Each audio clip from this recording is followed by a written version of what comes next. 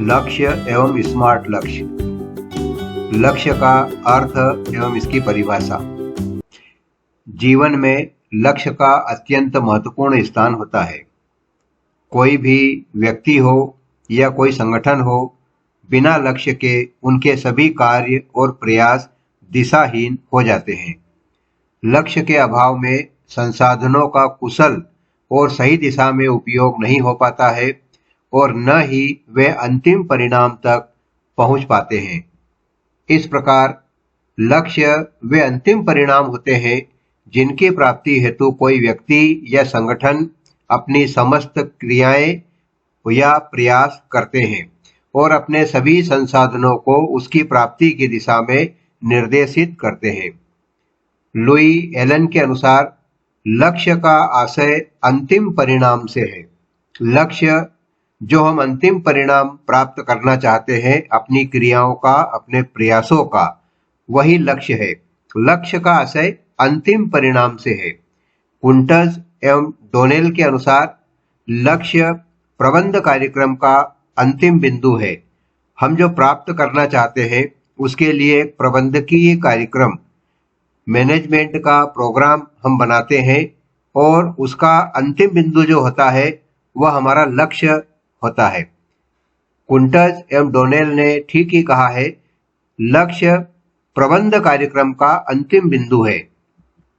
संक्षेप में, लक्ष्य एक ऐसी उद्यमी प्रक्रिया है जिसके अंतर्गत व्यक्ति, संगठन या उद्यम अपने सामान्य उद्देश्यों के अनुसार अपनी क्रियाओं का संचालन करता है, जिससे संसाधनों का प्रभावी उपयोग होता है और पूर्व निर्धारित परिणामों की प्राप्ति होती है। अब हम यह जानने का प्रयास करेंगे कि लक्ष्य स्मार्ट लक्ष्य कैसे बनते हैं या स्मार्ट लक्ष्य क्या है।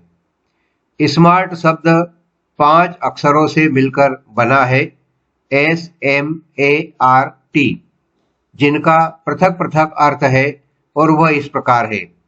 S स्पेसिफिक यानी विशिष्ट, M मेजरेबल यानी मापने योग्य, A अचीवेबल या अटेनेबल अर्थात प्राप्ति योग्य, R रिलीवेंट या प्रासंगिक और T का अर्थ है टाइम बाउंड यानी समयबद्ध। जिस लक्ष्य में ये पांचों विशेषताएं होती है उस लक्ष्य को स्मार्ट लक्ष्य या स्मार्ट गोल कहा जाता है। इन पांचों बिंदुओं का, पांचों विशेषताओं का संक्षिप्त वर्णन इस प्रकार है। स्पेसिफिक यानी विशिष्ट, आपका लक्ष्य बिल्कुल स्पष्ट और साफ होना चाहिए, क्रिस्टल क्लियर हमारे लक्ष्य होना चाहिए, तब हम कहेंगे कि हमारा लक्ष्य स्पेसिफिक है। मेजरेबल, लक्ष्य ऐसा होना चाहिए जिसमें होने वाली प्रगति को हम देख सके, समय समय पर उसका आकलन कर सके कि किस मात्रा तक हमने लक्ष्य की प्राप्ति की है। तीसरी विशेषता है अचीवेबल या अटेनेबल, जो लक्ष्य निर्धारित किया जाए वह प्राप्त होने योग्य होना चाहिए, जिसे वास्तविक रूप से पूर्ण किया जा सकता हो। लक्ष्य सिर्फ हवाई लक्ष्य या कल्पना में लक्ष्य बनाना ठीक नहीं है, उसे वास्तविकता के धरातल पर पूर्ण किया जा सकने वाला होना चाहिए। रिलीवेंट या प्रासंगिक, आपका लक्ष्य हमेशा आपकी योग्यता, परिस्थितियों और पहुंच के अनुरूप होना चाहिए। यदि लक्ष्य हमारी योग्यता से या हमारी परिस्थितियों से बहुत दूर का या बहुत बड़ा होगा तो वह रिलीवेंट या प्रासंगिक नहीं कहलाएगा। टाइम बाउंड, लक्ष्य का निर्धारण समय के अंतर्गत होना चाहिए। आपका लक्ष्य ऐसा होना चाहिए जिसे आप निर्धारित समय पर पूर्ण कर सकते हो। लक्ष्य निर्धारण करने के प्रमुख लाभ इस प्रकार हैं। 1. लक्ष्य निर्धारण करने से हम परिणाम पर आसानी से पहुंच सकते हैं। दूसरा, लक्ष्य निर्धारण का जो लाभ है उससे हमें निर्णय लेने में सुविधा होती है। इससे यानी लक्ष्य निर्धारित हो जाने से और स्मार्ट लक्ष्य होने से कार्य करने के तरीके में सुधार आता है। लक्ष्य निर्धारण होने से योजना बनाने में सहायता प्राप्त होती है।